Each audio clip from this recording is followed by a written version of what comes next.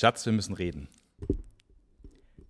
This is the first English version of my podcast series, and then I have a very special guest. I'm very happy and glad that you're here. Please introduce yourself and tell me what you're doing. Why are you here at the moment? And maybe you can remember how we both met. Oh, absolutely.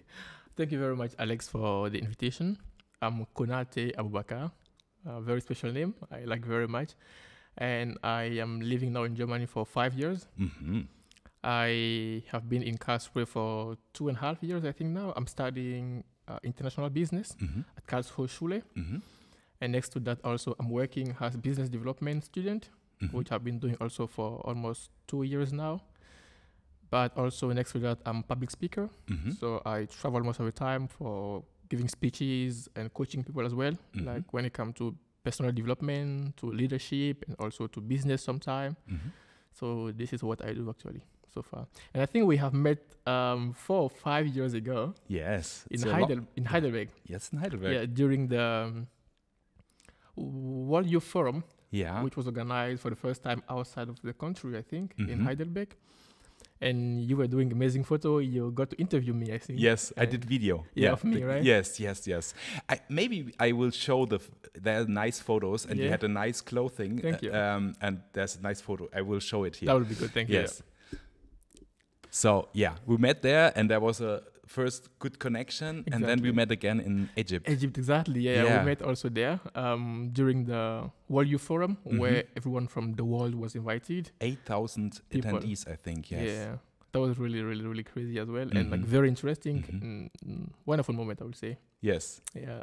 And then we, like, everybody saw us. We saw us on Instagram and stuff. Yeah. And suddenly, it's not so long a long time ago. We met at the traffic lights in Karlsruhe. And we were standing because it was a red light, and I saw you. Did you recognize me? I think a little. It was so strange because not too much, but I was not. I think I didn't know that you are in Karlsruhe. No. So I saw you, and then I know you. I have to. And then in the middle of the street, we met. I think I had to go to the station. So we both had no time, but we said hello. Exactly, and we need to. Yes. And last weekend, there was Das Fest, big festival in Karlsruhe.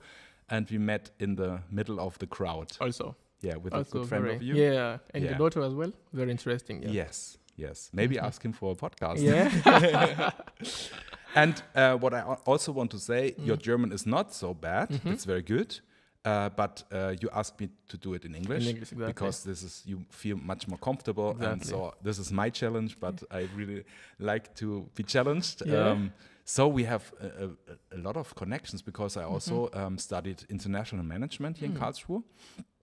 But before we talk about business and because this is always easy, I think, for both of us. Absolutely. I would like to get a little bit kind of travel. And before I do that, I want to explain what this podcast is about. Sure. Because Schatz, wir müssen reden.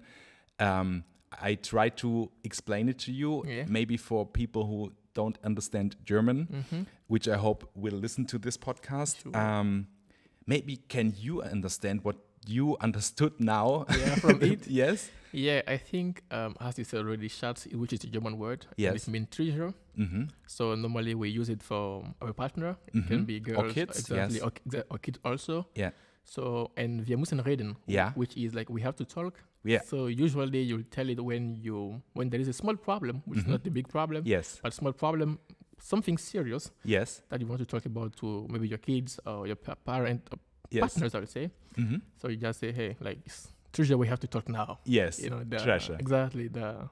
We have to talk now. The seriousness behind, I think, is the. That's the original meaning, and I turned it a little bit because, in my opinion, everybody is a treasure, and he has a treasure inside.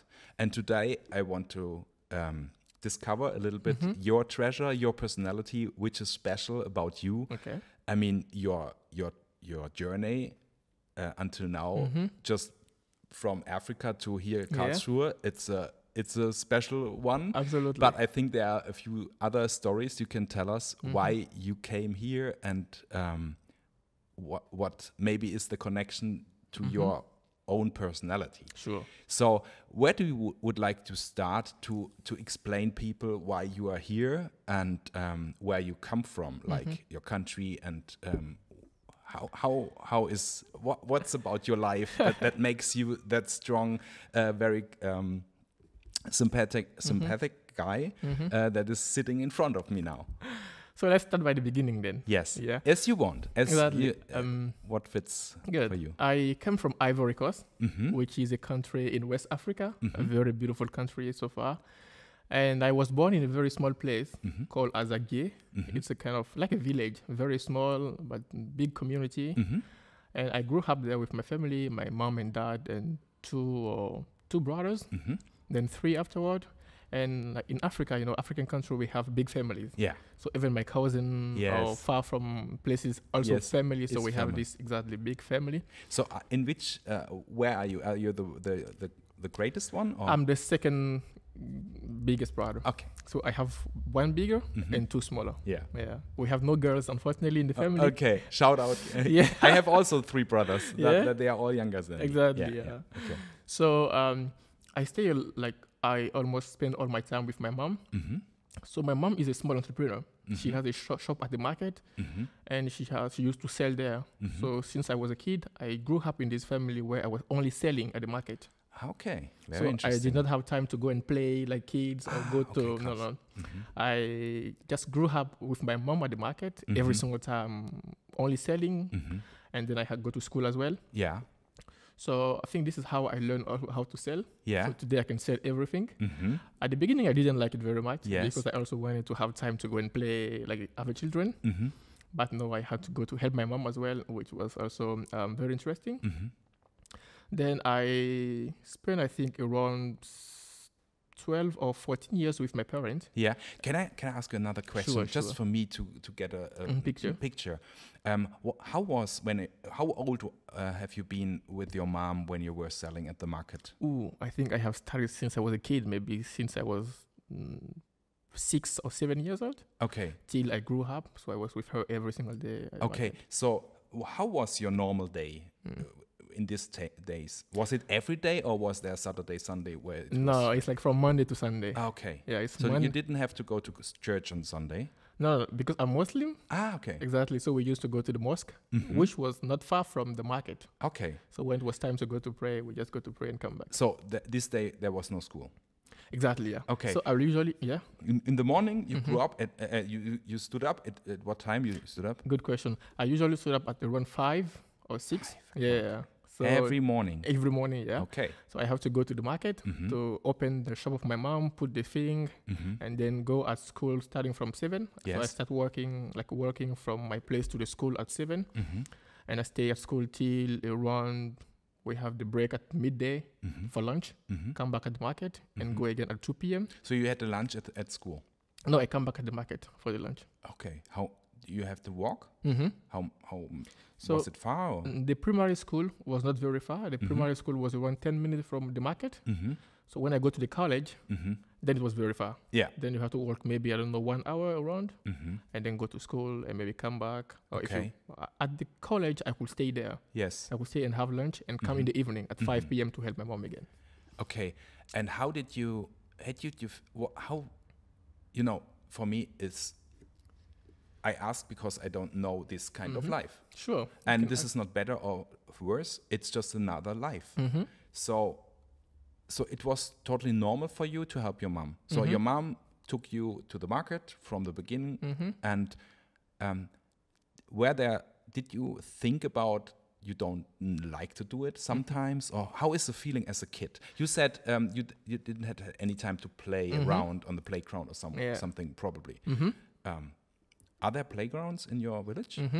So we have like normal place to play. Yes, but you haven't had that much time to go there. To go and play now. Okay. But how were your thoughts? I think it is quite difficult to explain how the thought was because somehow I used to compare as well, like with my other friends. Yes. We will go to play. But also at a given point, my mom will also make me understand that we have to do it because it's also about the family. Yes. If we have to eat today, we need to go to sell. Yes. You know. So as a kid, when you grow up understanding that in order to eat, I have to go and help my mom. So I could just maybe go and play, but when I come back, there is no food. You know, because she can buy the food based on what we are selling at the market. And that's why it's also I had to learn as a kid to be an adult. That hey, we have to work so that we can eat. So this was also something. Which I think it's very nice. You said it a few times. You helped your mom. You didn't talk about work. Was it for you as a kid? Was it to help your mom, and was it nice to help your mom? Or was it like a feeling as I have to do it and it's like hard work? No, it wasn't hard work. Okay. It was like, so in our life, you know, I mean, for me and even for many people, we grew up in the family.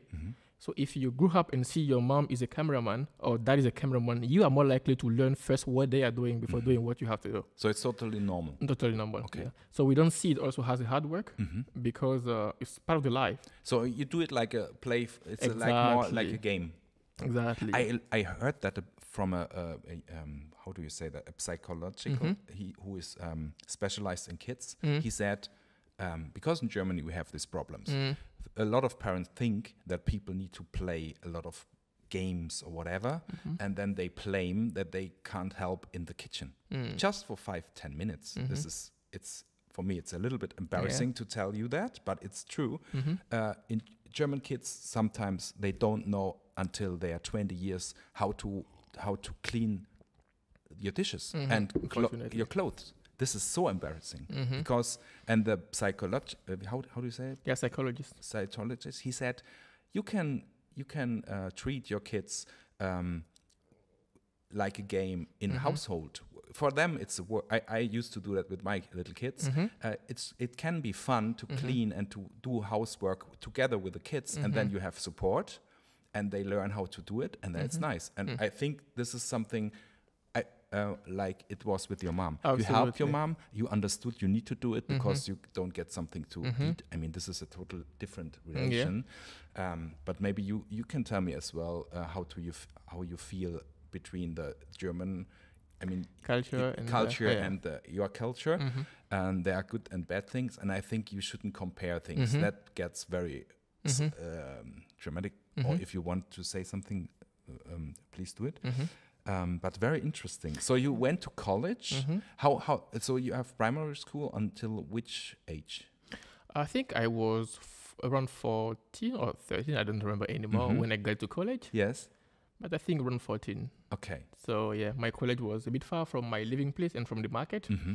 And to come back to the market point, I think if I have to look at it today, I am very, very happy that I have learned that. Yeah, extremely happy. Yes. Because today I can do everything. Yes. I can cook. I am very disciplined. I can sell. I can sell anything. And selling, for me, in my opinion, if you're a good seller, you know, it's not about to convince people for something bad. It's about talking to people. Exactly. And what did you sell? So my mom has a product, so like a body lotion and a lot of other small products that we are selling. Exactly. Very interesting. Yeah, very interesting. So it was not like fruits or something, but which people need every day.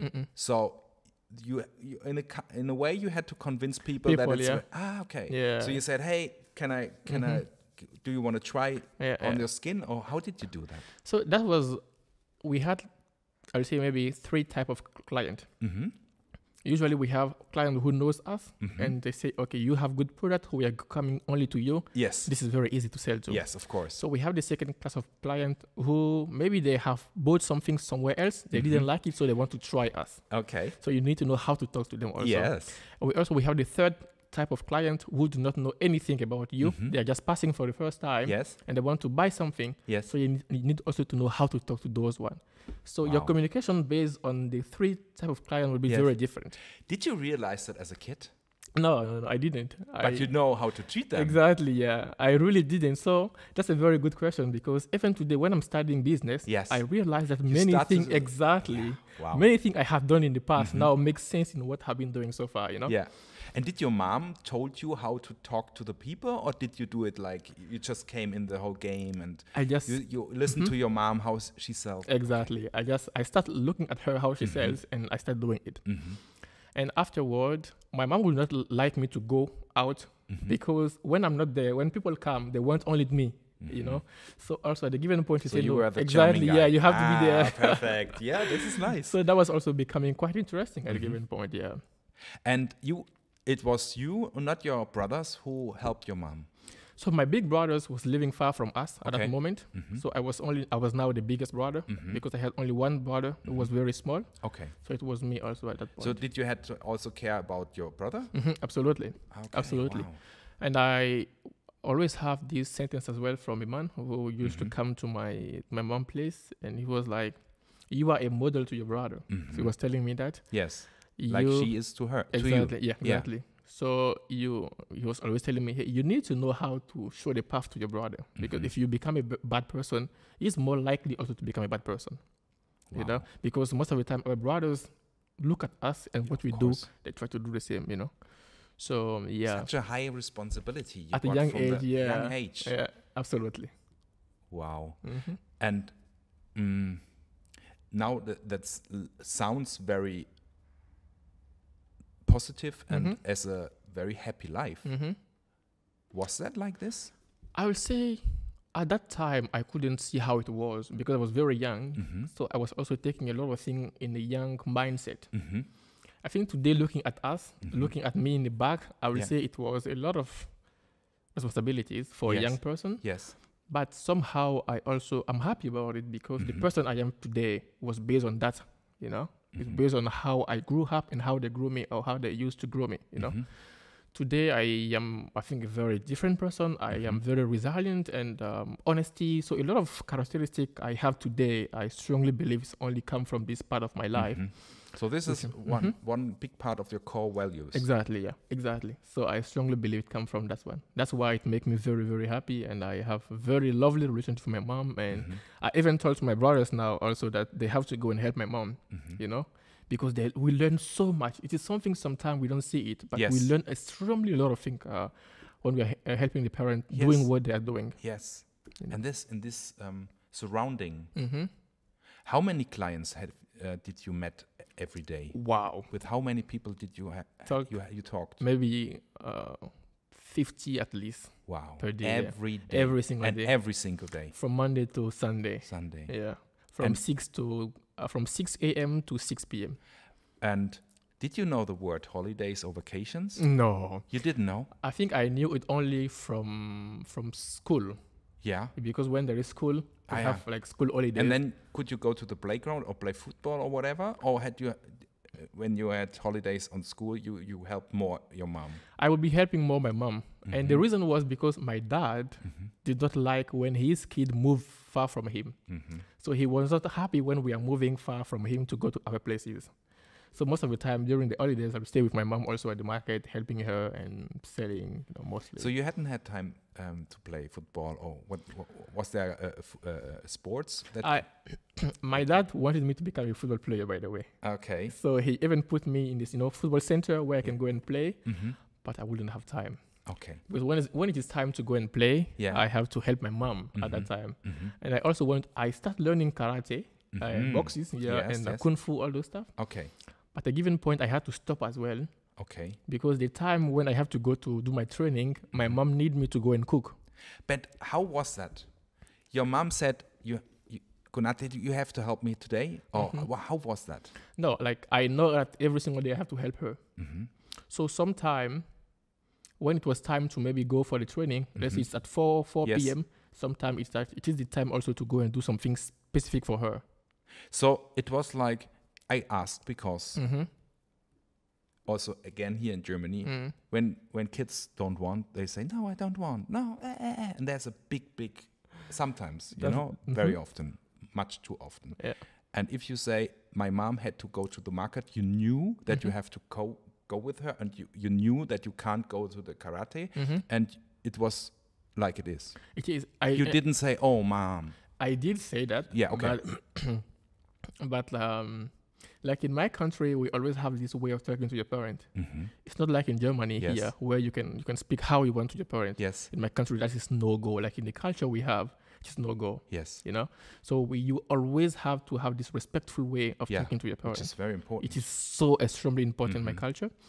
So I Actually, was not happy. in our culture originally too. Right. And the question is if this is something good Changing. or bad. I mean, yeah. But okay. So you said, "Oh, mom, no." Yeah, I used to say that. Yes. But I cannot go because when she said don't go, I can go. I mean, You were not crying like. Bleh.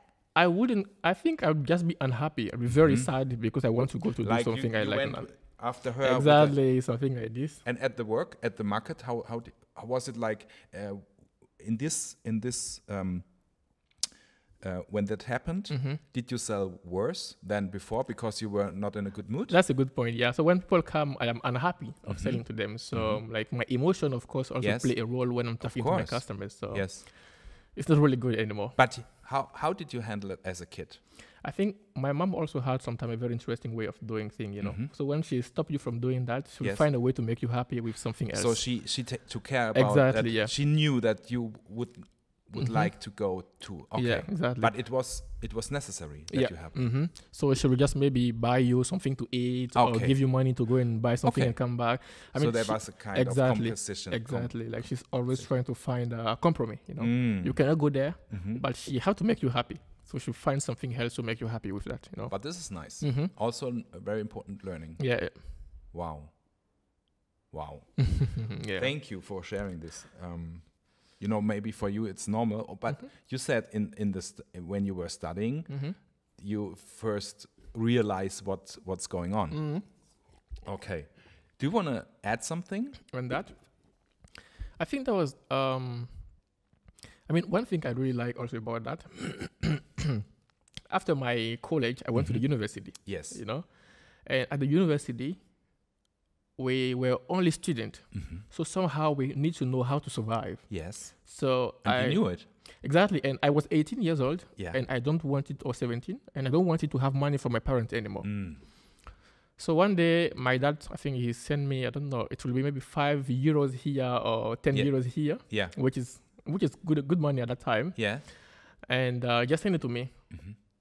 And I took that money and I go and buy books because I was speaking very good English and I was studying English literature at university. Okay. So I'll go, and in my amphitheater, the classroom, there are people who do not understand very good what the lecturer are doing. So I will go home, write down, explain everything they are doing. Wow. Go to do a book with that and go to sell to them. You know, and from that exactly, and that was something very interesting because also at that time I couldn't realize what I was doing. I know I need money, but I was just creating a business like that without understanding what I was doing. And what was more interesting is I wasn't alone because I even recruited 2 or 3 friends who also will be selling with me. So I give them the book, they go and sell, they bring the money, I give them some money, and you know, so you exactly something practice business from scratch. Exactly. And that was something very interesting. I mean, at that time, I used not to like it too much. But when I look at it from today, I see it was, wow, man. I mean, people were happy about that you do it. Absolutely, yeah. So it's nothing bad about that. No, that was really good. And I mean, if you would sell them something which is wrong, or just you wrote 2 sides, 2 pages, and for $10 or something, which is then it would be bad. But you help, and this is about business. Absolutely. How is about just a side question? How is the image of businessmen in your country? Because in Germany, it's business has a negative touch. Like the FDP, the Liberal Party. This is known for more the maybe business world or something, capitalistic world. So they are in the Regierung at the moment. What is Regierung? Government. But it's a small party, and a lot of times people say, this is just. It's not like in America where the socialists are the bad guys. Here it's a tendency about business and people who lead leaders and stuff. they have a negative image. How is it in your country? I think my country is quite different. I mean, in my country, usually we associate the picture of business to money. So we said if you are a businessman, it means you have enough money or a lot of money. So people are proud of you now in your village. They know you and say, hey, Konate, he lives in Germany and makes his business. I think people are proud of me more for what I have been able to accomplish from where I'm coming from. Yes, of course. You know? That's what I mean. Exactly. Because jealous. Yeah. How? Because in Germany, maybe you realize that a lot of people are jealous, which is totally dumb. Yeah. Yeah, I think that may happen everywhere. I mean, we cannot know, or I cannot know who is jealous. Yes. But you can know it in the internet. Also from the comments. Yeah, yes. That's true. I have even seen it sometime, but I used not to care about it a lot. Yeah, you shouldn't. Exactly. So, but I always see people also writing me, you know, and telling me like most of the time that you are a role model. And I was very surprised when I went back to my country one day. I was in the taxi, you know, taxi driving, and there was the lady who used to know me, and she was with her kid on the car as well, sitting next to me, and she was talking to me. And at a given point, she told to her kid that you will make me the most happiest woman in the world if you become like Konate. Yeah. That was so touching to me. I get, how do we call that? Gänsehaut. Yeah, that was so touching to me because it also made me reflect, you know.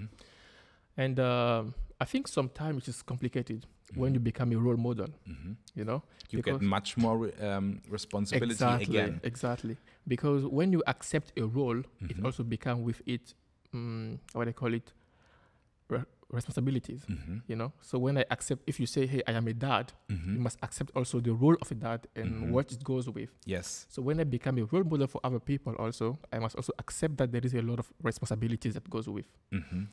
So this was a lot of things I had to learn also with time when I'm growing. Yes. But I have a lot of feedback most of the time, very positive. I think I have around 20,000 followers on Facebook, and many of them are from my country. Yeah. And really following me, writing me every single time. You are empowering. You give it courage.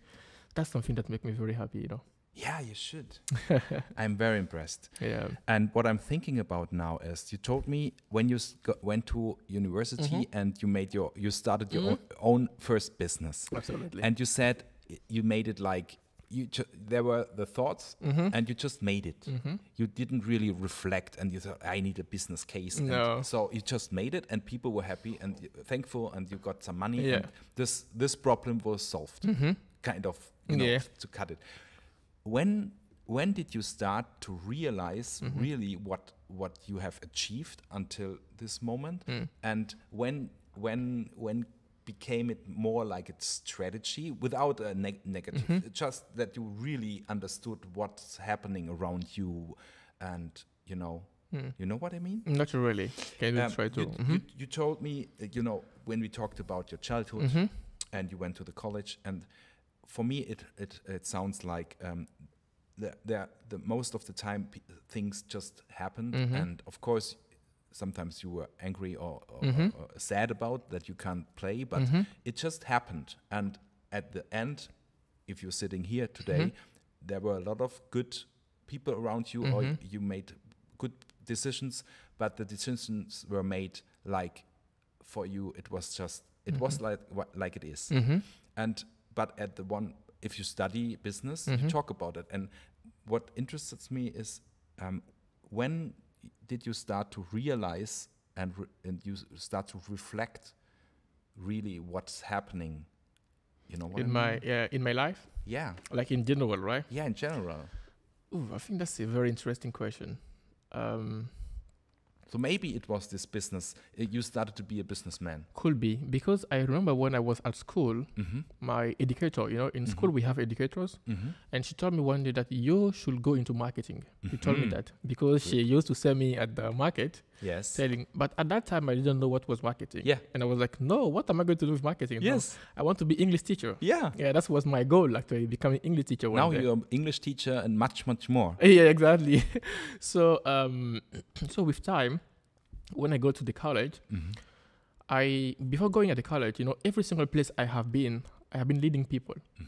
So most of the time when I go to the place, they want me to be leading people. So in my school, I was the president of the English club. Then I became the vice president of the school council. And then at the university, I was president of the American Corner, president of the English Association. So every single place I was starting leading people. And how, just because of this, this leads to, or this fits in this question, the answer of, did you say, I want to do it? Or did people say, hey, you need to do it because you are good in it? Exactly. Yeah, so okay. Most of the time it's people telling me you have to do it. Yeah, or you need organic to do it. way. Exactly. So, and my mom also asked me one day this question, like, why are you always the one who is in the front? Because of her. Why is she asking that? No, because she should know because she was afraid. You have a great mom. Yeah, I love her. She's a great mom. I would like to meet lovely, her one day. Yeah. Is she visiting you one day? I want her to visit me. Okay. Maybe in 2 years. Tell me. Yeah. Or maybe we fly together and I'm your video guy and we make a very nice documentation. We can do that, sure. Yes. I would love to. Yeah, we can do that. Absolutely. Absolutely, we can do that. Honestly. Yeah. I love to do that. Yeah. Yeah. Absolutely. Cool. Okay. Back to your mom, and so she asked she asked me, she's the answer on her own. She asked me, like, why are you always the one at the front? Like, why are you always the one people want to be at the front? Like, yes. I don't know. Yes. You know? So, and every single place I will be, people will tell me, like, I'll just join a place, like maybe 1 or 2, 3 months, 1 year, they want me, hey, we want you to become the head or the leader. Yes. Yes. So when I was start doing this leadership thing, I wanted to become a human resources manager. Because at the beginning, I wanted to be English teacher, but I had an internship. Yeah. I was teaching people freely in English, and then I realized that I can do more than that. Yes. So my mind has changed to another goal, which was to become a human resources manager, because I like leading people. And developing. Exactly. In German, we say Personalentwicklung. Yeah. This is what is it in English? Like development. Yeah. In English, it is personal development. But what I mean is actually, I think, HR. So this is what I wanted to do, becoming like a HR. This is interesting because I was in my bachelor. My thesis was about intercultural communication, motivation management, and this is a HR topic. Yeah. So we have the same. And then after I realized marketing is my thing. I didn't know it also. But I came from event management. Yeah. Also hard work. Topic, yeah. Yes. So I had to change as well. I mean, I went to meet some people who was in the HR role to understand how the life looked like. So I was learning a lot about HR. But when I talked to them, some month after, I met a guy. He was a business developer, commercial. So, and he wanted to learn English and wanted me to help him learn English. So he will call me every single time at the university there to join him sometime because he was working for a big company called, I think, Unilever. Unilever, exactly, yes, big company, yeah. So, and he was working for Unilever, and then start calling me every single time he has to travel. Hey, Konate, join me. I'm going to this place. Just join me. Yeah. And I start learning more and more now from him about business development. This is how I was like, hey, this is what I want to do, actually. So he was trusting you in a way, or was he mentoring you, or how do you think? He wanted to learn English. Ah, okay. And So he gave you his knowledge. Exactly. No, he was paying me, actually, to learn English, you know? Yes. So because he's traveling most of the time for long distance, he want to practice. So he just called me, Konate, join, we are practicing together. That was the idea at the beginning. Yes. But like after 1 week, 2 weeks, he will just sit at home, call me and send me to the customers to go and take money and come back to him, you know? So I was, after a moment, being the one who was managing his business, like his task for him. So you made personal brand or managing. Exactly. And that became very interesting. So at that moment, I realized that I think this job is what I have to do, you know? And how old have you been at this time? I think I was 19 or 20. So you started to study already. You have been in the university already. Yeah. When did you start? I started the English literature. I think I was 18 or 19 at the university. Very young. Very young, yeah. And then I met him also there, many people as well. And which town was that? Which city? In Bouaké. It's a city in my country as well. It's called Bouaké, in the center of the country. Okay, let's jump a little bit because we don't have that much time left. Yeah, don't worry, I think we could talk 5 hours. Yeah. Maybe we do another one. Okay. But is it okay to jump a little bit? Absolutely. Because which is, for me, it's very interesting how you said you started to realize, okay, this is business where you can, this is what I love to do. Was it still, so HR, just to complete that, HR was still in your mind, or did that was the key to understand. Okay, business development, marketing is more what you would like to discover. Yeah, that's when I learned about this job. Then I think okay, HR is not for me because I can lead people everywhere. Yes, and I realized that you don't have to learn exactly. it anymore. Yeah, you know, I mean, it's good to know it. Yes, but I think for becoming a leader, it's not about HR, but about people, loving people and knowing people, and interesting to people. And that's what I was like. Okay, I can even become. This is a very important. Yeah. I don't know if a lot of people realize that, but I understood marketing very late as well. And that's what you're saying. Leading people is maybe one very important, I don't know if you say side knowledge or it's not a knowledge. Leading people, it's a personal skill.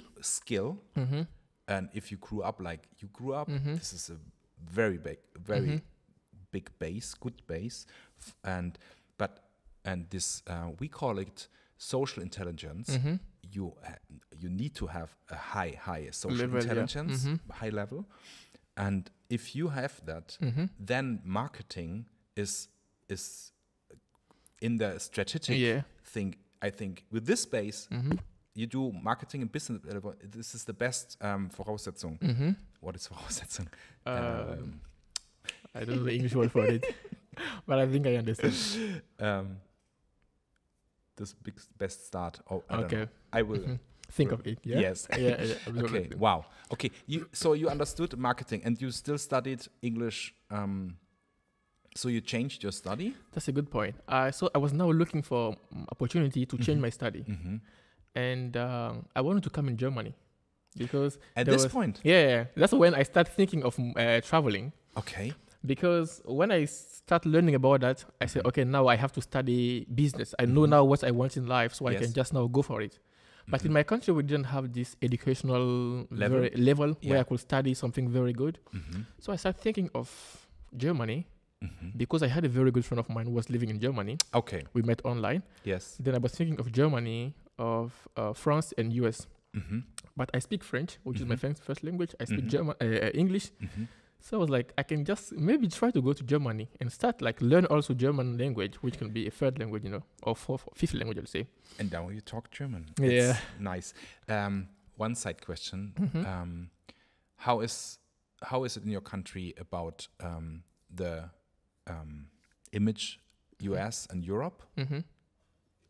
So, because you said there's Germany, France, and the US. How is the image of these countries? I think they have very good image. I mean, German is a special case because of the because of the past of Germany. Yes, many people still believe that if you go to Germany, there is racism. People, German people don't like black people. Yes. Many of them have this idea. So is it still like this? I don't believe so. I mean, was it? You will find maybe, but I am very happy of being here because I met wonderful people, lovely, lovely people. Very very lovely people. So I don't really believe that. But this bad image still exists, and you, as if you're in the US as well.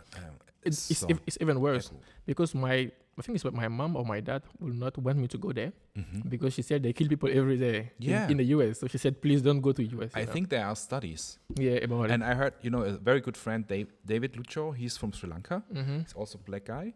And we can talk about everything. And he also said to me that in Germany, he always feels safe. Absolutely. And maybe you heard about that. There are eastern parts, which is for us very embarrassing as well, because I think it's every country though. There are a few places in the country. No, I think that's almost every country. I mean, in every single country you would go, you will find people who want it good. It's not only Germany, it's everywhere in the world. And at the end, it's not about the skin, I can tell you. And it's honestly, 20 years ago, I was touring as an event. I was a roadie, and I was around Germany a lot, in each and every little village as well. And we were deep in the eastern part. And I have to say that it was like this. My friend, Christoph, he's the trucker, and me, we were one day before we started to build up. So we went in a restaurant, and we both, maybe you don't hear it, but we had a strong Swabian and Badisch, like a South German accent. So everybody could hear if we were talking, we are not from Eastern. We are Wessis. Maybe you heard about Wessis, that. I heard about it. And we realized, and we started talking silently, that people, because there were a few guys, you know, you see when they are skinheads or something, we started talking silently or very less because we are afraid to get, because they started talking about very rude about Wessis.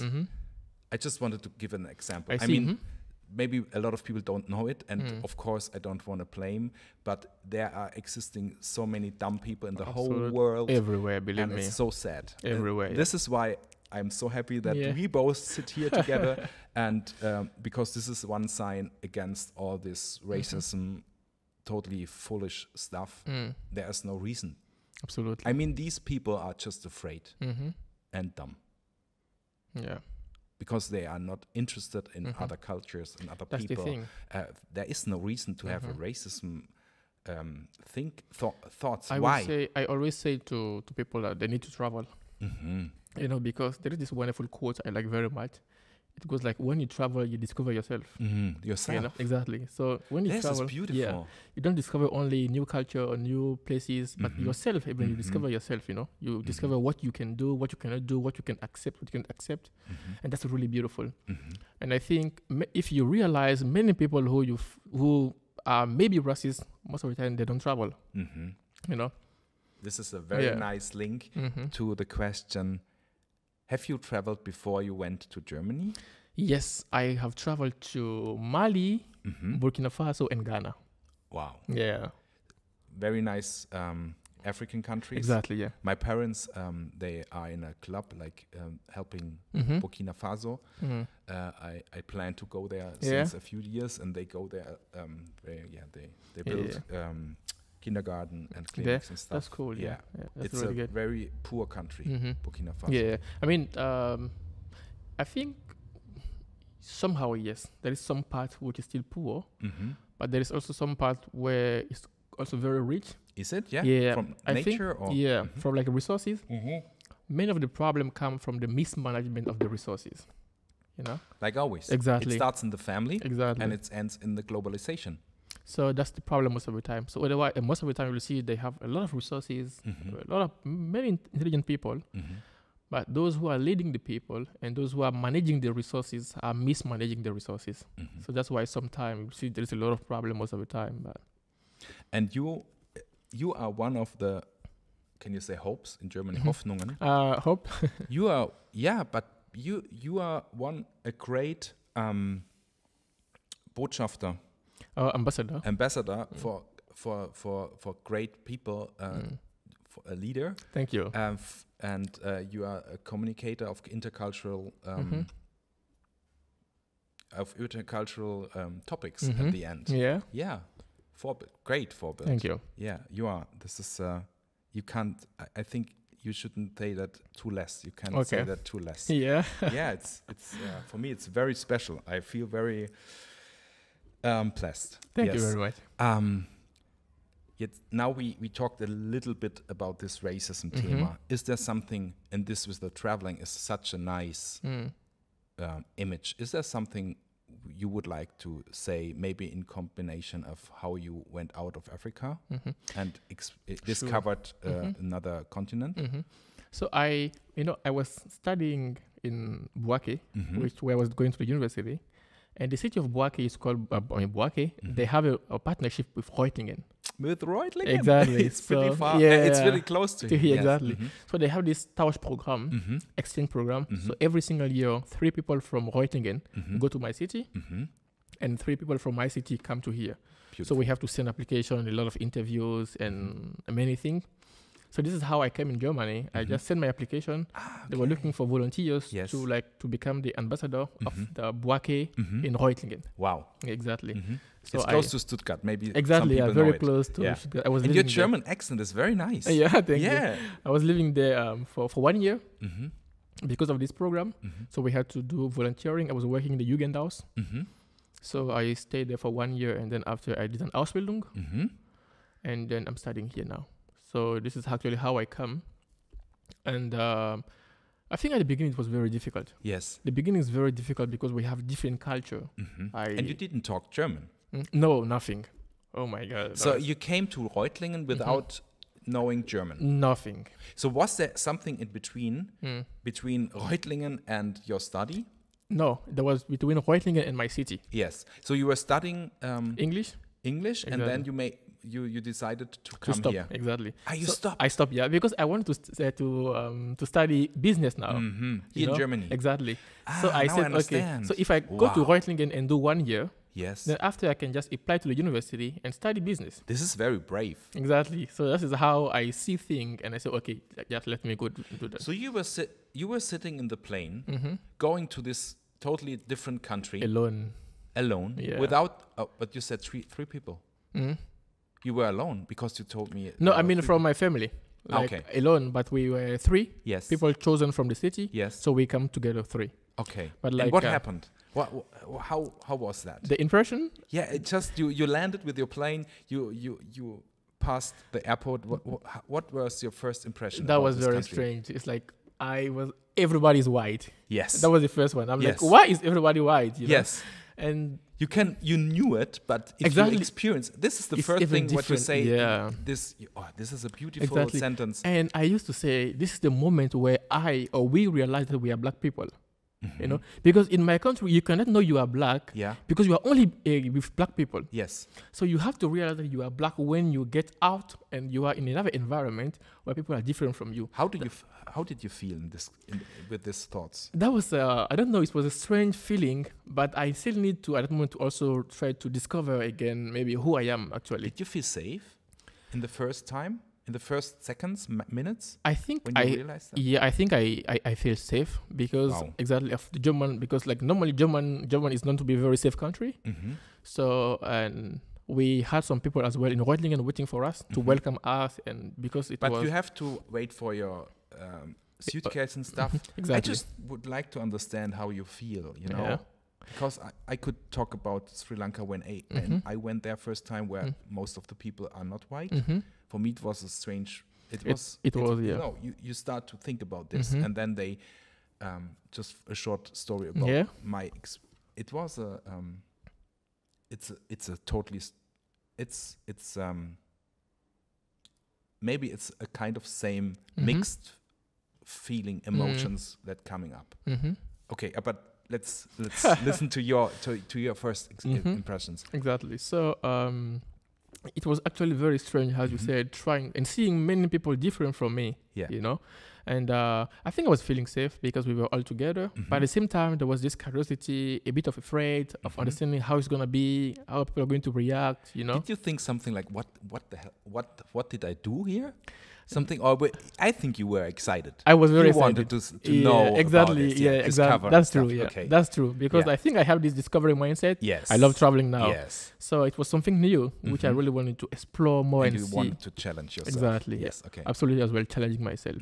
So and there was this thing every single time when I see somebody, I say hello, because in my country we tell hello to everybody. Okay. So here, like when we arrive, also at the beginning, when we see somebody, we said hello to him. Yes.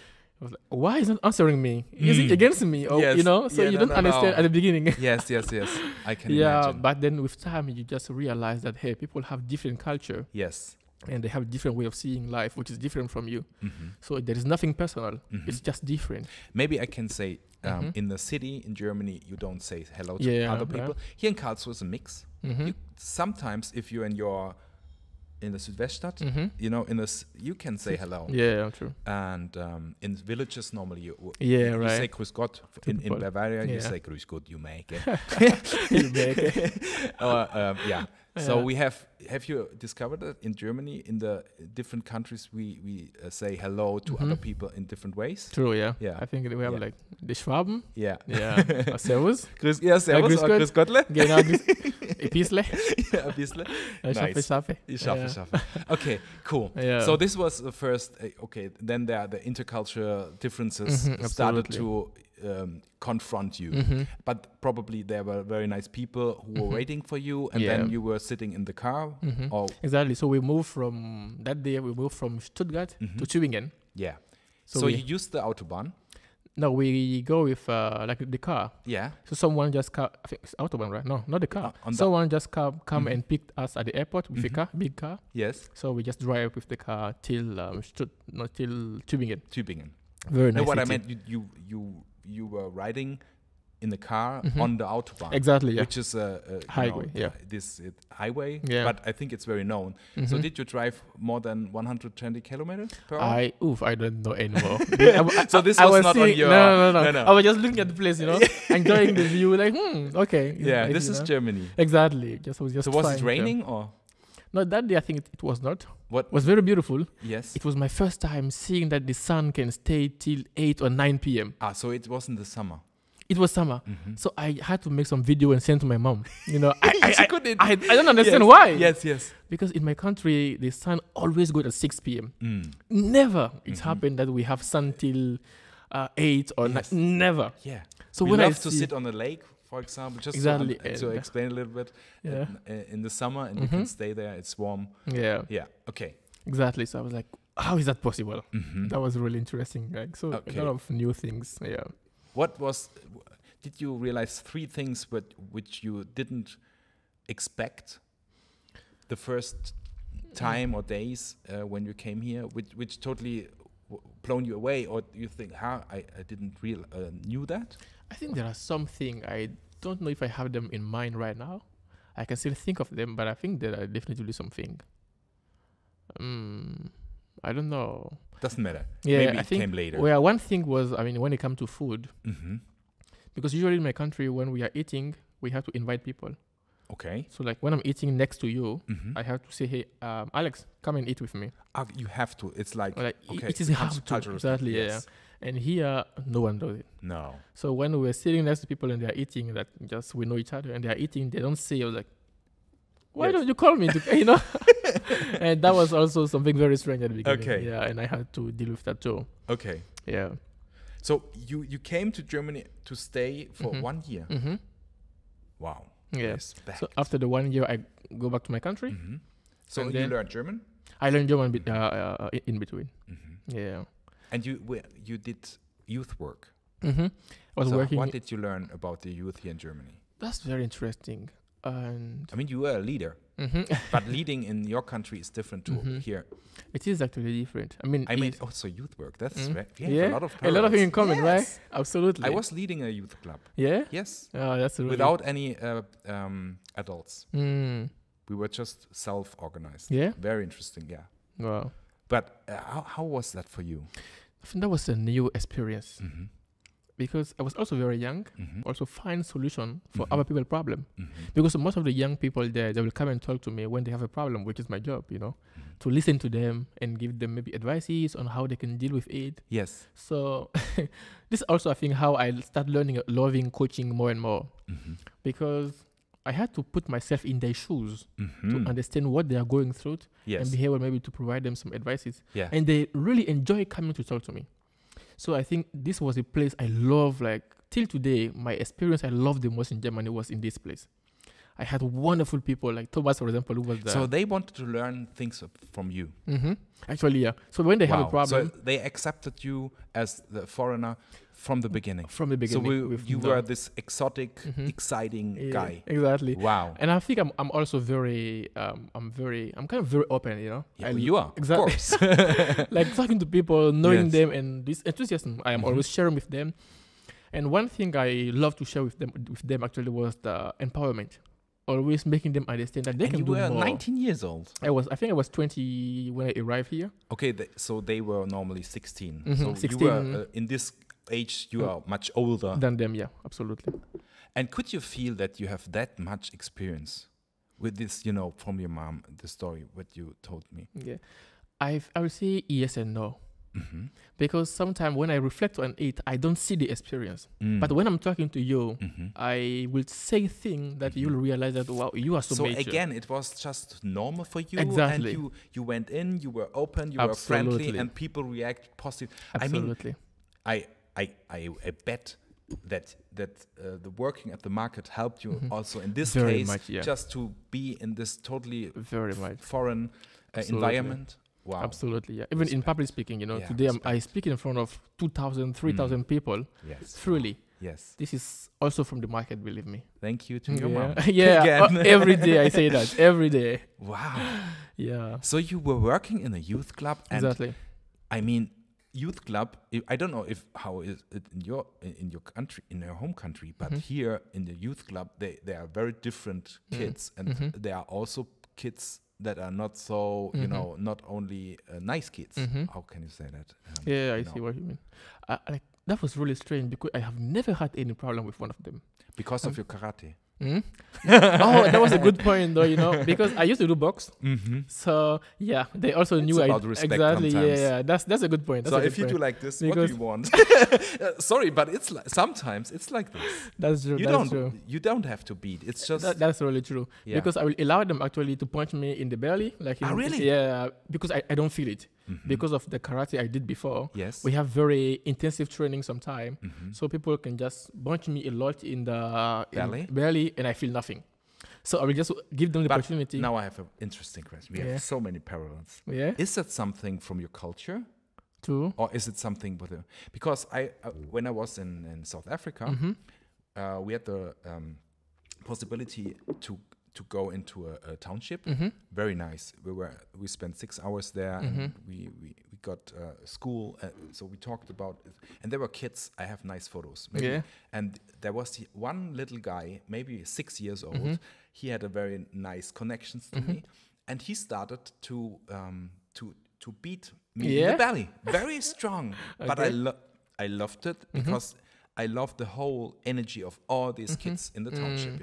For us, it was such a strange thing. But they were so friendly, they were so nice, and this energy of these little kids between 4 and 13 years old, I think. And I could feel this energy in my belly, but I let them do that. He was like just challenging me. Funny, and you made the same. Exactly. We have so much in common. This is great. So I will just let them play, and I think that was also how the respect come from. Yeah. So you're right. Also, there was also this respect part of it, and I love being respected. Yes. Like I respect every single person in a playful game, in a playful way. Absolutely. So I used to tell to people that I don't expect from them to like me, but what I expect is to respect me.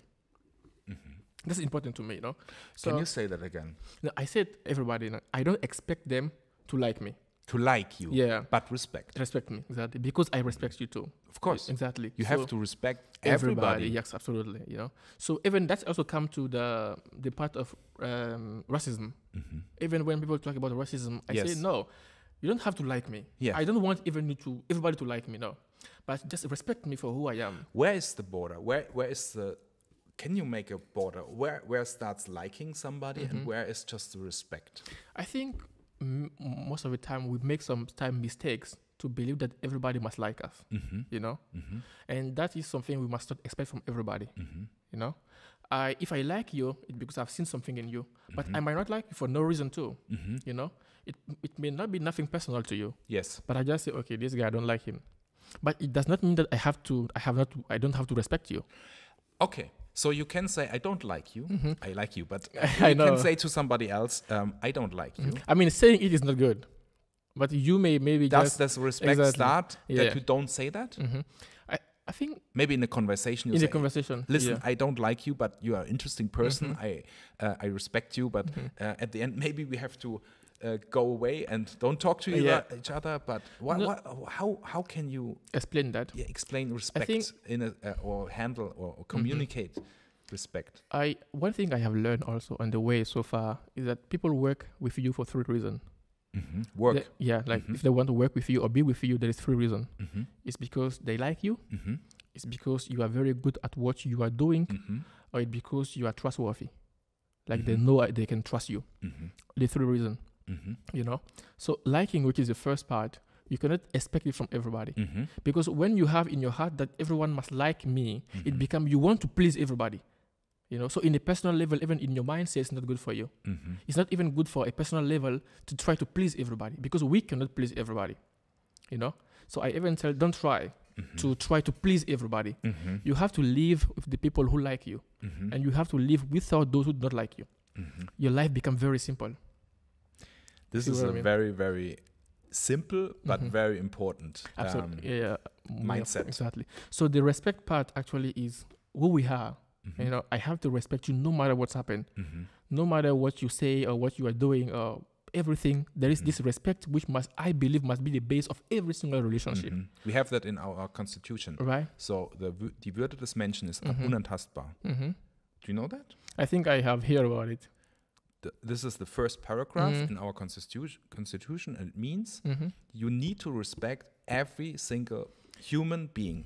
And if it's a mass murder, there are some little rules in our constitution that means, so that's why we don't have the Todesstrafe, death, like penalty. You know? Yes, and in a prison there need to be some human. Even if in a prison there must be humanity. So doesn't matter who you are and what you are doing. There are still, and I think this comes.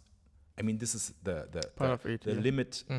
So, but normal people have to respect, like you say, and this is in our constitution, which is so very, very, very, very important, as you say. Yeah, absolutely.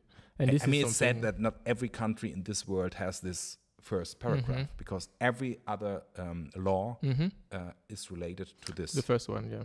And you cannot never change this. Right. And this is really important, I believe.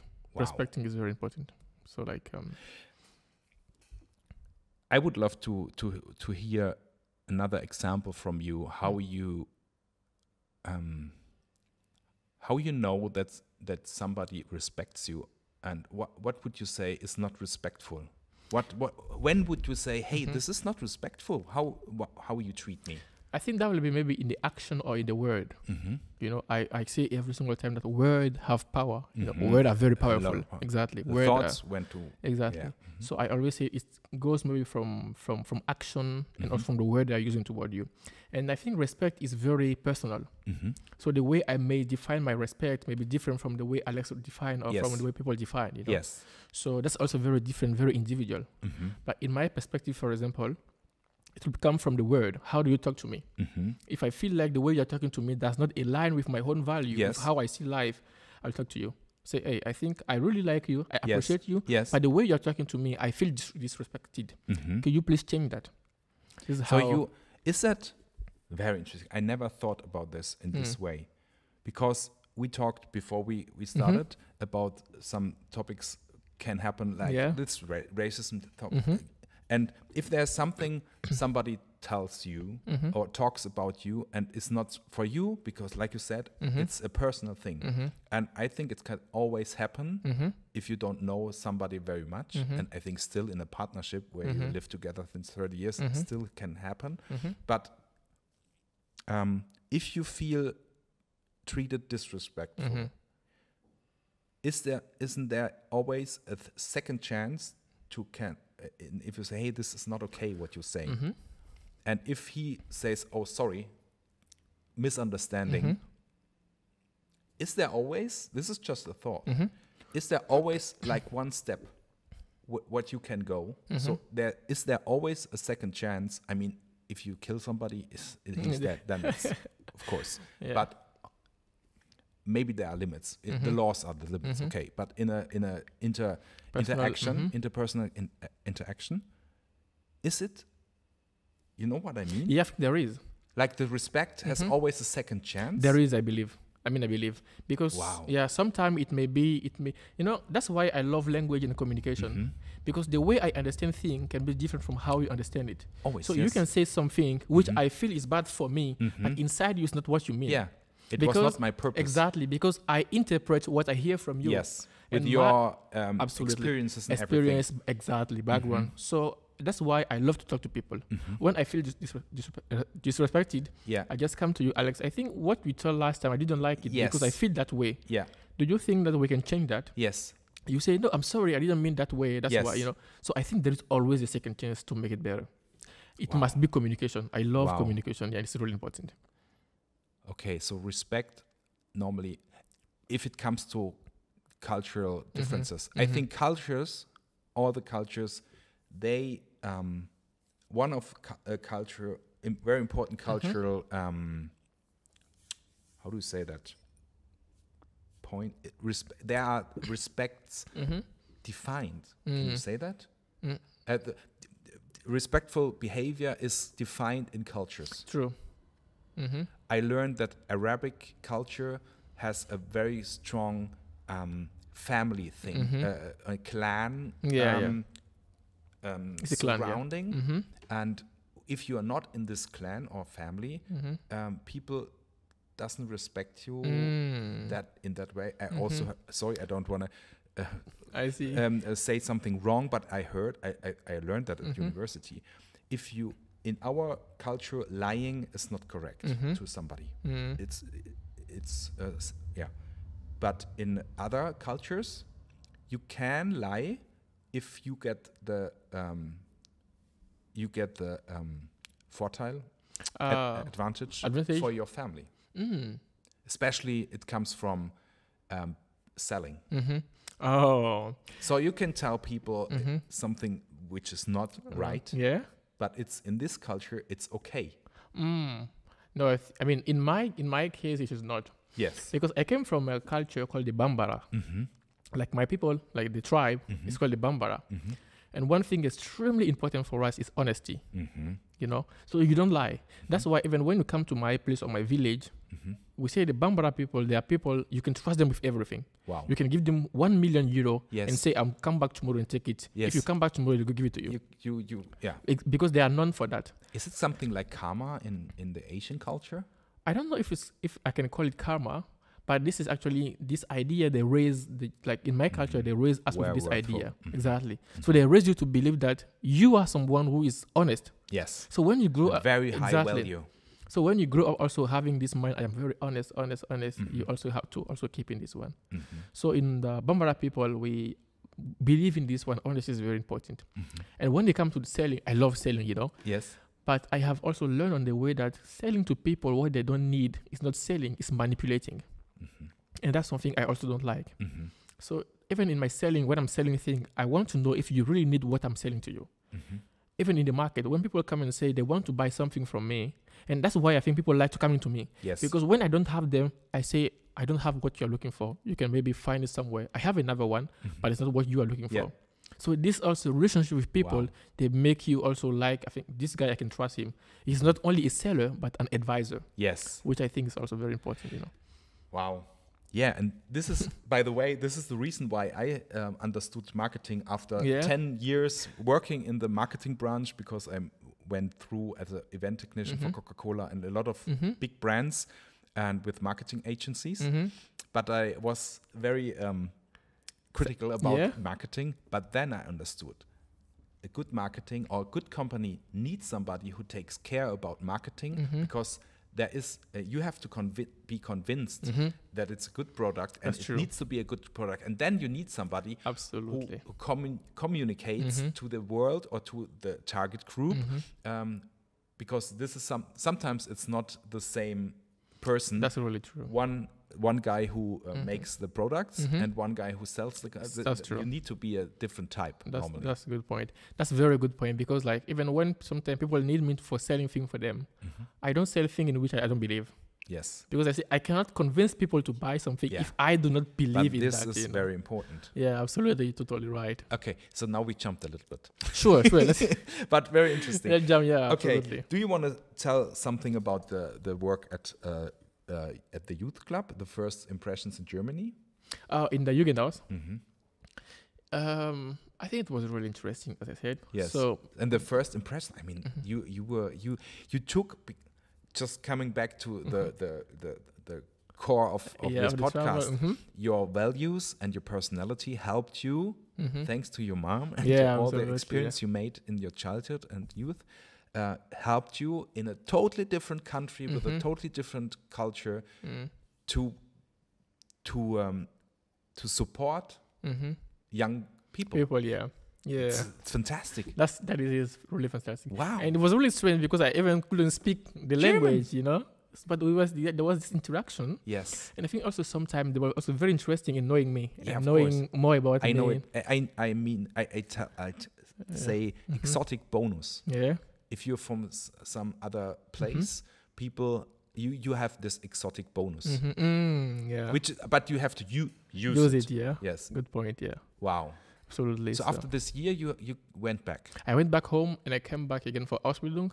That was a very hard moment. Okay. So after that I came to the Ausbildung because I did an Ausbildung Hotelfachmann. I would like to ask one last question. For Absolutely. This. Did people tell you when you came back, your family or friends, you changed? Did you change a lot? When I come back to my country? Yes. After this 1 year in Reutlingen? I think there was a lot of change. I mean, not a lot, but in a better way. I have learned a lot from the German people. For example, when it comes to planning, the German, they plan everything. Everything, you know. Sometimes too much. Absolutely. So also in my way of doing as well, yes, I start planning also things, which is very strange for my friends, for the family, because they are not used to that, you know. So also this seriousness of doing something, like when you start something, you do it first, you finish that, you go to. Yes. So those small things also actually become a lot of change around me, you know. Okay. And yeah, that was something I think I had to take with me too. Okay. And how long did you stay home and went back? Oh, I didn't stay for long. I think 2 weeks, around 2 weeks. Yeah, and then I come back. We say to clean clothes. Yeah. No, okay. Just did you celebrate? Did you make party? No. Party? No. Okay. Wow. I love to party. Yeah. Yeah, I think. But celebrations. I mean, in your culture, there is also. We have, of course, we have celebration. Yeah, we do that. Yeah, and dancing. We have absolutely. Are you a good dancer? Me? Yes. I'm not bad. Yeah. There is. I don't know if it's right, but your blood is. There's so much energy and there is a rhythm in your blood. Oh, thank you. You know, of the whole continent. This is just what we don't have. We have to learn how to dance and sometimes we can do it. But your blood is just so much power and this rhythm in their hips. Yeah. it's That's great. True, I love it. Yeah, we hear that a lot. Afro. It's so great. And this is something, I mean, dancing is... I mean, there are a lot of expressions about it, but I think the combination of music, which is the soul of humanity, something kind of this, or the language of humanity, and combined with dance, that you move together. I mean, you can also dance alone, which help you if you're depressed or something, but in the community, dance is something true. Spiritual. That's true. It's so strong. That's really true. And it's so sad, especially in Germany. I think when I was young, we danced in partner. We danced a lot in the club. Yeah. I danced crazy, like around the fire, like, you know, very crazy. And that helped me through my youth, you know, the pubertät. And also when I was 30, I still danced and with friends. Wow. And it stopped. If you go to a club today, people, you know, they step from one foot to another and they're holding the glass. On the dance floor, you can't carry a glass, but today they do it. Why? Stop doing that. Start dancing again. No. Because it's such an important thing, you know, for your brain as well, to consume music in a different way and just dance. Yeah, I'm going to join a salsa class very soon. Yeah, I love. I mean, there are places here. Yeah, right. I don't want to say that nobody's dancing here, but it's not. You have to decide to go to dance much more than it was 20 years ago. So it was normal to go dancing. Yeah, everybody was dancing, I think, or mostly. And I think in your culture, it's also more. It's normal. We do a lot of dances and celebration. I think it's very. There is this quote in my country. We said, we African people, we live. No, we work to live. Yes. We say the German people. We live to work. Exactly. So that's sad. Yeah, but did they celebrate that you came back to my country? Not a big celebration, but like a normal one, gathering, cooking. Good food, exactly. And all the families. Yeah. Yeah. Wow. That was really interesting. But why do you stay just 2 weeks? Because of my visa. Okay. I had to come back because my visa will expired, and if it was expired, it's very hard to come back again. So I had to use the 2 weeks to just come back quickly and do another one here directly. Yeah. And then you started Hotelfachmann. Yeah. Which is, how can I say that? That must be, just let me think. With this experience in your life, in this point of time, that must be hard.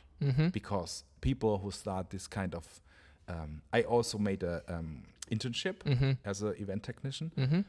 And how can I say that? It's, no, it doesn't matter. I don't want to say something bad because, but I can imagine that for you, it must be not that easy at this point. How was that?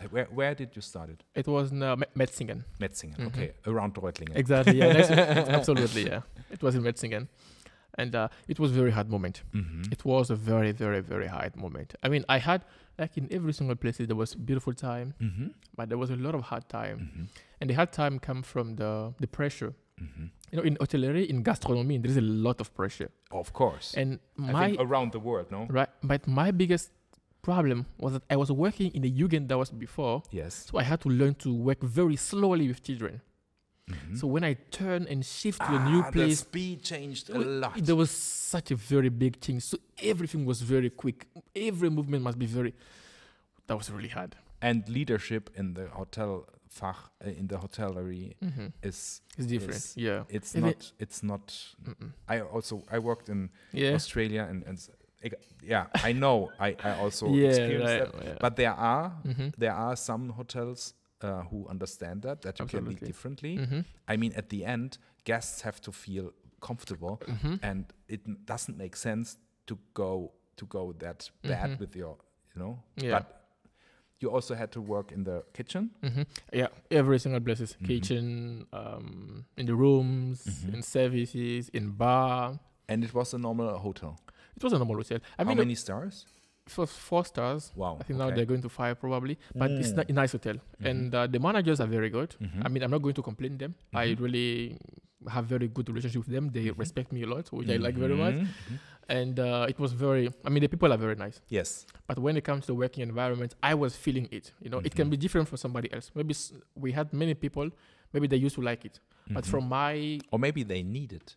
Also. Sorry, I don't want to blame somebody, but I think a few kids, we could talk about military, but we don't. But this kind of job is a little bit like a military style. I believe you. So if you grew up in a surrounding where you don't have any Pflichten, obligations, things to do, duties. You have to go to school, but no duties at family like you did. I think in this case, it can be very nice to get this structure and these duties in your job. But in your case, I can imagine. Yeah, it was. I mean, at the end, it was a good experience too. It was absolutely very good, because I have learned so much about myself. I have learned things I can accept, and I think the most important I learned in the hotel was discipline. That's really, really important. Yes. So you have to go to work, if you are happy or not happy, but you have to show a smile face to the customers because they are paying for that. And I think I have learned a lot about discipline, and it helped me a lot today as well.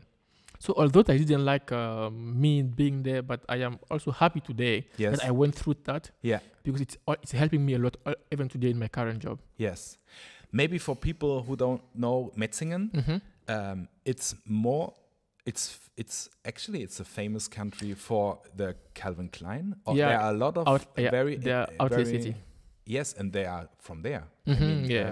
All the biggest. So have you met some models or some exciting people from the mode? I think I have met some, but I couldn't know because some when they come, I wasn't from Germany. Okay. So my colleague will say, "Oh, this guy is this type of people," but for me it's normal, because I don't know them actually. But you just see, oh, that must be a model. Yeah. Have you had models and photographers like this level in the hotel? I don't understand what you mean. They don't come there. No. I didn't understand you actually. It's my question is, if you're in a 4- or 5-star hotel, there must be some important like People. VIPs and something. Yeah, absolutely a lot. And they must have been from the fashion. This is Probably, the word. From the fashion industry. Yeah, I believe so. but you didn't know them. This is sometimes very good. Yeah. If you don't know, then you treat everybody the same way. Yeah. I just know sometimes we have very, very expensive wine being bought, so I know this place is very, a high level. Because I'm from the event branch, I know a few celebrities or met them, or I don't know. And if you meet a lot of these kind of people, in my experience, it helps you to get a very liberal treating. This is something normal for you. Did that help you as well? That this expensive wines and people around you who are very rich, or what else? What made that with you? That's a very good question. I think, to be honest, it made me also realize that I can be there too. Wow. So you were not jealous, or you were no, not, I'm a not. poor guy and this is a rich guy? Absolutely not. No. I was just every single time. And sometimes I would just discuss with them, Yes. So on the bar? Exactly the place. Yeah. So I had this guy one day, for like a true story. He was talking about a model called 80-20 from Pareto. Of course. Exactly, Pareto. Pareto principle, the principle. So he was trying to explain to me actually Pareto principle, and he was explaining, and I was like, Pareto? Yeah. He was like, how do you know? I was like, I'm reading, So I had this very good connection, and most of the time when they also come, they try to ask where I am. They explain me a little bit what they are doing, and that was really interesting. Yes. And it's always give me this idea of also trying to be there one day, So that was one thing I also kind of like. Yeah, that's what I also realized. Yeah. If you have interesting or sometimes very successful and rich people around you, there are some holes, but there can be very interesting. They are also interested in you if you are interested in them, and you are not interested in their money or in their fame. Absolutely. If you just treat them normal, and especially at the bar, maybe they are alone because they are on a business trip, and if there's somebody around them, and sometimes it's the barkeeper, they love to talk. Exactly, that's true. And you learn from them a lot, and they learn from you. Absolutely. Wow. That's totally true. Okay, so this is so, you started in a youth club, and then you were a barkeeper. I'm telling you, Wow. A lot of things, I did a lot of things there.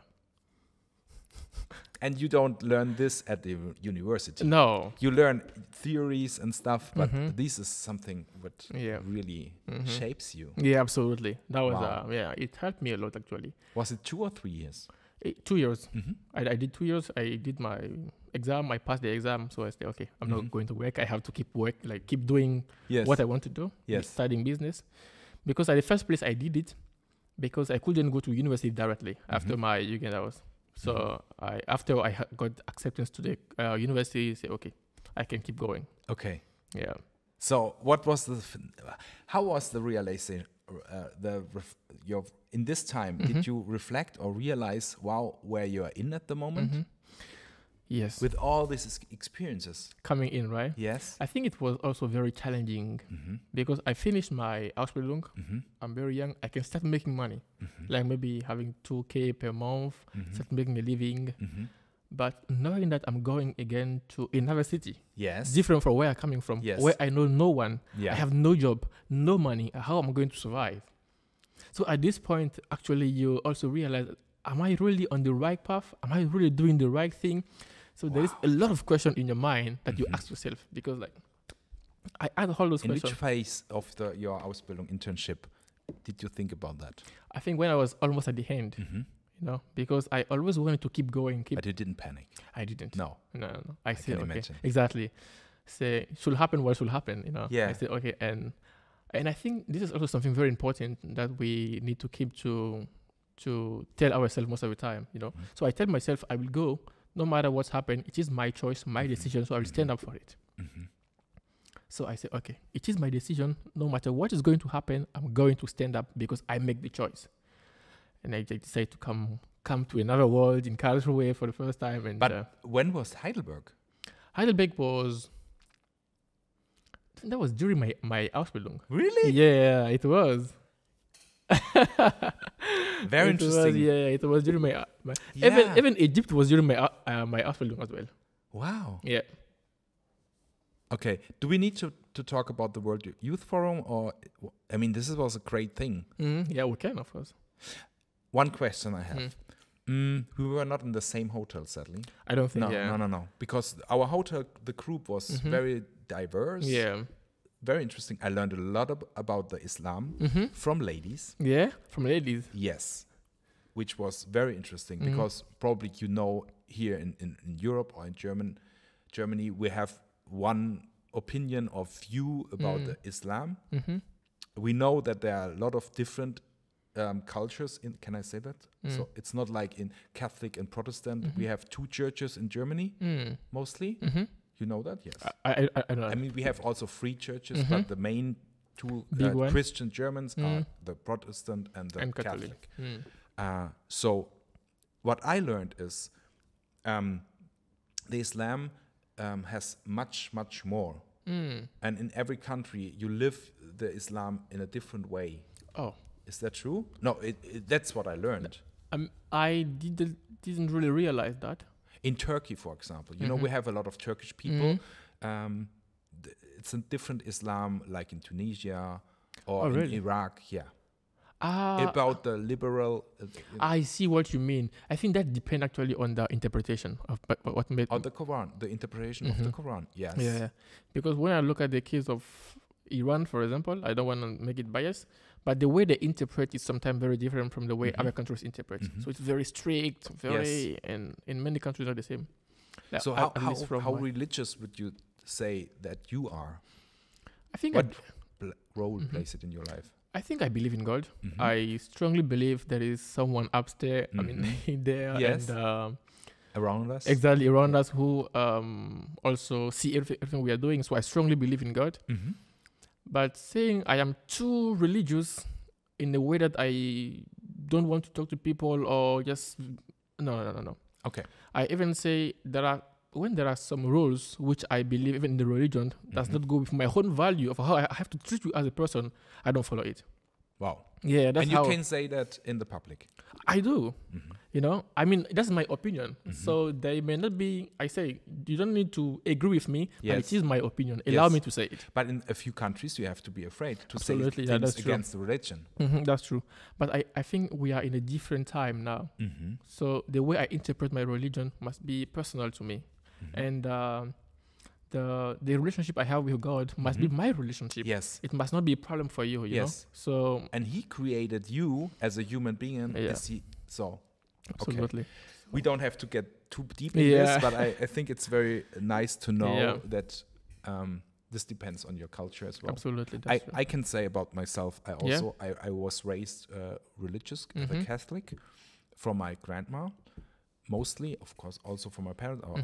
So in a very peaceful and kind way. So I think as a German, I have a very good relation to religion. Church is a different topic. Yeah. So I go to church, but there maybe you heard about it. We have a few problems with the church, with the institution. But on the other side, I must say, church plays a important role in the social system as well. You know, we have kindergartens and clinics and stuff like this, and they do a very good job. And of course, there are some things that can be criticized. Sure. But I think this is in every country, in every culture like this, that you could, if you are able to, criticize religion. Absolutely, yeah. I think if there is no critique, there is no improvement, you know. So every single thing, there must be some small critique at least where they can improve. You're very modern. Yeah. You're very advanced. Thank you. Wow. Okay. So now we are almost in Karlsruhe. So, but Heidelberg. Now, what I wanted to ask you, how did you feel in Egypt? Because we were discussing that the whole thing is a show for the president. Yeah, I think That's also a very good topic, though. Did you discuss that as well, or did you just think about it? I did not. I think some people were having discussion, which somehow I think it is true and it's false at the same time. Yes. Or it is good and bad at the same time. The good part is that he was able to bring people together. Yes. So that we can connect each other. Yes. So even if it was his show, at least I have met so many people who become today also a relationship to me. Yes. So because of that one, I can say thank you for your show. Yeah. And thank you because we both met. Exactly. For example, and we are here today. Yeah. So if it was not because of his show, as they said, we couldn't meet. So also using this platform as a political agenda, I don't know. This is what he wanted to do. So I love it. Like in my personal opinion, it was very good. It was great. It was great. I was sitting just next to him, Really? Yeah. Maybe I made a photo of you. Yeah, because he was sitting. I was just sitting behind him. He was here and I was here. That was really interesting. Did I interview you there? I think we didn't. We were trying to plan, but we didn't get the time. Yeah. I was very close to it, but next to him, what I was really impressed when he had this speech, and this was written, scripted speech, and then at the end of the script, I think he also went beside the pult. What is it? The board? Podium, yeah. I think, but it's just a body language thing, and he started a free speech, and he was very emotional. And I talked to people who are against him as well. He said, "This is all the show." Okay, maybe it's all the show. Okay, but you are also a very sensitive guy. What you should have heard that too. I think so. Yeah. Can you remember? The speech? The free speech, and just that he when he stopped his scripted speech, he started a free speech, and it was emotional. And if I hear something like this, I need to believe in a kind of his honesty, and that he really want to improve his country, the African country, the Arabic. That was very impressive to me. Now, to tell you the truth, I believe in him, though.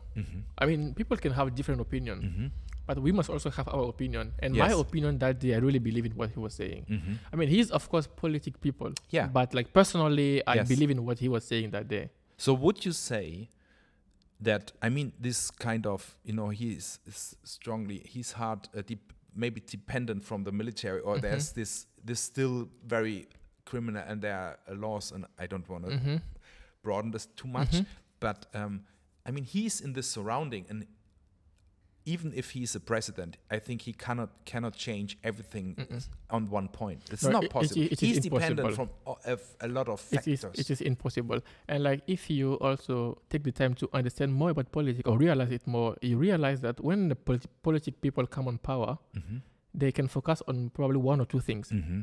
So maybe he come for environment, or he come for make the economic better. Yes. And he goes, someone else come for the infrastructure. Yes. Someone come for military. Yes. So one person cannot do everything in the better way. So but that is impossible. He can influence in and I think he influenced. I just say it with love. He really means it. His wife was with him the whole she time. Was sitting, Okay. Yeah. I don't hope that yet somebody totally blames us, but this is our opinion. Own opinion. Absolutely. And we must be free to say the opinion we have, Yes, and it was an event. People came together in this one room. Absolutely. Wow. Absolutely. And it's quite normal. They may not agree, but they must accept that we just express what we feel, which is important, We came back to the respect. Yeah. Wow. Maybe we have to talk about the last, if it's okay. Yeah. Much it's over okay, time. It's okay. How did you come to my hometown? I feel very... Karlsruhe? Yeah. I think I love Karlsruhe. Like, really? Among all the cities I have visited in Germany. Really? I love it. True saying, I love... Now I want to see your hometown even more. Oh, I love... I'm like, in Karlsruhe, I feel like at home. Wow. True saying, Now, God. I have so many times. I really like very much Karlsruhe, I really like this. I said I'm going to buy... What's about this? Why? I don't know, but there is this I feeling. can tell you, I have an answer for you, but just tell me. Like there is this feeling, even when you are working outside, you feel, I don't know, I feel very open, I feel me, you know? So there is this positive vibe around you, and maybe the people as well are very interesting, can be, you know? People say that they are not so friendly here. Yeah. What do you think about that? Maybe it depends on who they have been in touch with or who they met, you know. Or maybe they are they are on their own. They are not so friendly. I mean, can be. If you walk through the street like this, people will smile and And that's something I believe in, you know. I see sometimes the opinion you have become what how people treat you outside, you know. So, but I mean, I have never had in problem with someone here. And you go out, you can ask someone, please, what is this place? They will just explain to you. Tell you, some guy will even take the telephone and take you to where you want to go, you know? That's the place I really like. I said I'm going to buy my football t-shirt because I want to become the supporter. Geil. Karlsruhe Sports Club. I really like Karlsruhe. Wow. Absolutely, yeah. You know, I feel a little bit proud. Yeah. You know, Germans are not allowed to feel proud. Yeah, why? Yeah, because of Nazi. Okay, I see. We got... our grandparents got trained. How do you say? We were not allowed to be proud of our country, which is still. It's I think a kind of pride is okay for a country. I learned that you should be proud of something you have achieved, of course. But I think it's a little bit because for me it has something to do with identification, and I would love to say. I'm proud to be a Karlsruhe, especially if you say that my hometown, where I'm come from, is a nice town. It's a nice city. It's a lovely and city. I feel proud. And you have to feel proud. And I'm a little Alexander from this town, and I grew up, so a little bit of Karlsruhe is also Alexander. Yeah. so maybe this, I think, I believe in this. Yeah. And now I would like to tell you something maybe you don't know. Karl is the founder. You know do you know the meaning of Karlsruhe? I think I have different version, but please tell me. Okay, I don't know the real. We learned that at school. Maybe for people who don't understand German, Karlsruhe means, I always say Charlie silence, because Karl is the name and Ruhe means silence. So there's a big story. I don't want to tell everything, but the founder Karl. He founded this city like just 300 years ago. This is one of the youngest cities in Germany. Wow. It's not old. So we celebrated 300 years like 15. It was founded in 1715. For a US city, it's very old, but for German, it's very European country, it's very young. And the founder was a very open-minded guy. And now I come to you. And he built the castle in the middle of a forest, and he wanted to found a new city. And what do you need for a city? You need people. So he was very open-minded. He was interested in cultures. So that's why we have 2 art universities. We have a lot of universities. So Bildung, like science and art, and all these muse topics. Museum, No, yes, muse. I think it's the English word is also muse. There's a band called Muse. Doesn't matter. Like these nice things in life. He was interested in. He also was a fan from Egypt, for example. That's why the pyramid. The pyramid, Yes. So the symbol of the city is a real pyramid. And he's lying in the pyramid. It's not a pyramid like in Egypt. I know. It's 5 years. 5 meters high, but it's a real pyramid. Yeah. It's a real grave. So, and this open-minded spirit, I believe it's still in Karlsruhe. Yeah. And if you say that you feel welcome in this city, very I think comfortable. Karl will be happy to hear that. Absolutely. So, and another thing, he was one of the first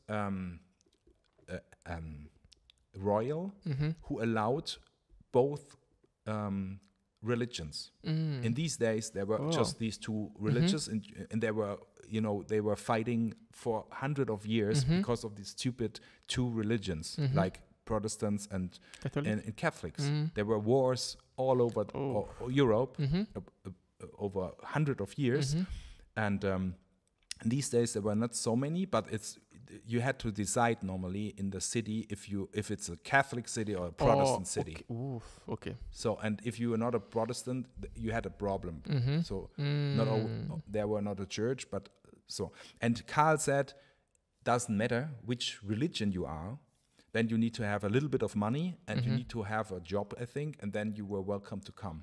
So the whole city was founded and grew with people with an open-minded,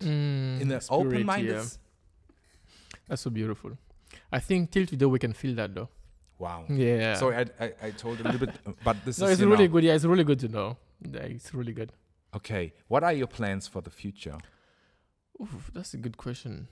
I think there is a lot though. So you will become the president of your country. I don't know if I want to go to politics though. I think maybe I will go one day to politics, but so far I want to go into business, and I want to keep also going into public speaking, personal development, because I like impacting people, and training people as well is something I like very much. So I think I will just grow in the business development world, in the sales world, but at the same time helping people in leadership or personal development. I want to travel sometime to give speeches around the world. Yes. Yeah. Can I ask you an intimate question? How do you think about family? Family is very important to me. But getting own family. Yeah, absolutely. For me, it's very important. Yes. I want to get married, have children, have for me, family is extremely important. I can imagine. Yeah, so I want to have one day my own family. I mean, not one day, but... Is there a secret? You don't have to answer, but would you raise it more in Germany or in your home country? If I could, in my country, if I could, like raise my own child or children, I'd raise it in my own country. Yes. Because I believe that when you grew up as an African people in the country and come back to here, you can better hear or better understand or support the German level or the German life. This is your root. Exactly. So maybe a little bit like as you were a kid, you raise your own kid in the surrounding you experience. Yeah, exactly. But so if I could, that's only my opinion. Like if I can do it, but maybe my partner will say we have to do it here. Yeah. So it's something still to be decided. But okay, wow. There must be a great future for you. You have a strong fundament. Thank you. This is great. Thank you. I wish you all the best. Thank you so much. You too. So leadership is for you just a tool. Absolutely. And I think leading people is something amazing. And the thing about leading people is like, if you want to lead people, you have to love them. You have to love people. Wow. So exactly. Yeah, that's really true. And I said even to people when I give training, you cannot lead people if you don't love them. So you can love people without leading them, but if you want to be a leader, you must love people, like really be interested into them and understanding them. And it's not 100% about the single person, because there could be a person you don't like, but you respect. Absolutely. And so you love people at their soul. So however you want like the human beings. Yes. Exactly. As a human being, that's really important. Must be. And to emphasize this, is it you understand leadership not as somebody who wants or needs power, but you love people? Yeah, that's also a very good question. Because actually we have like those 5 levels of leadership which are very important for every single leader. So normally we all have to go through it. And the first one is like leading by power. So sometimes people will follow you because they have to. That's happened, for example. Dependent from you. Exactly. That's when you have a salary. Like when people are following you because you're paying them. Yes. So they follow you because they have to. And after that, there is also another level, which is the second level, where people follow you because of who you are. You know, like because they like you, it's my friend, I want to help him because he has done that. And so they follow you because it's Alex, it's a friend of mine, I can help him and everything. So then we have also the next level where they follow you because of what you have done for the organization, you know, because they follow you because they know that he is very good at what he is doing. He is powerful. That's what you told before. Okay. Exactly. And then we have also after that another one where they follow you because of what you have done for them. How you are able to develop other people, to develop them to a next level. And the last one, which is a very big one, very difficult to get, is people follow you of who you are as a person, you know, because you have reached a very high level. And then you have this high responsibility, which you talked about, you realized when you were 19 already. Which one? About what? If you told me when you got this businessman, you realized that you get this special responsibility because there were people who were working for you. So this kind of leadership after being the brother. And those are things at that time I did not understand it, you know. So when I'm learning more and more about things, that's when I can find a link to what I have done in the past and how it connects to each other. Exactly. So at this moment I maybe didn't know what was leadership. Yes, I was just doing something. Because you had the right basement. Absolutely, because I had the right basement. And you know, my mom have not been to school. But my mom is so intelligent, you know. Even sometime when I want to know something about business, I will just call her and talk about something just to know how to think. And I ask her, what do you think about it? What will you do if it's you as a business person? So smart. And she just gives you ideas without knowing. Of course, because school is life of school of life. Absolutely, yeah. And that's really, really powerful. Wow. So you don't lead for power, you lead for love. Exactly. And you live because you have a goal. You want to achieve something, you know. And that's also the base of leadership. You know, people want to follow you because they believe you can go somewhere together. You know. So I tell to people, don't use your power to lead people. And the most difficult part of leadership is leading people like in the volunteering world. If you are a volunteer and can lead people because they follow you for nothing, there is no money, they follow you just because they believe in you. Exactly. That's why it's so powerful. And those kind of leaders can do everything. When you lead in volunteer world, you can go everywhere. Because people follow you because they believe in you and in what you believe in as well. So you can do everything everywhere. Absolutely. I would say so. Thank you very much. Thank you, yeah. And I hope you get more and more followers. Thank you very much. Because your heart is so big. Thank you very much. I really appreciate it. Me too. Thank you. Thank you so much.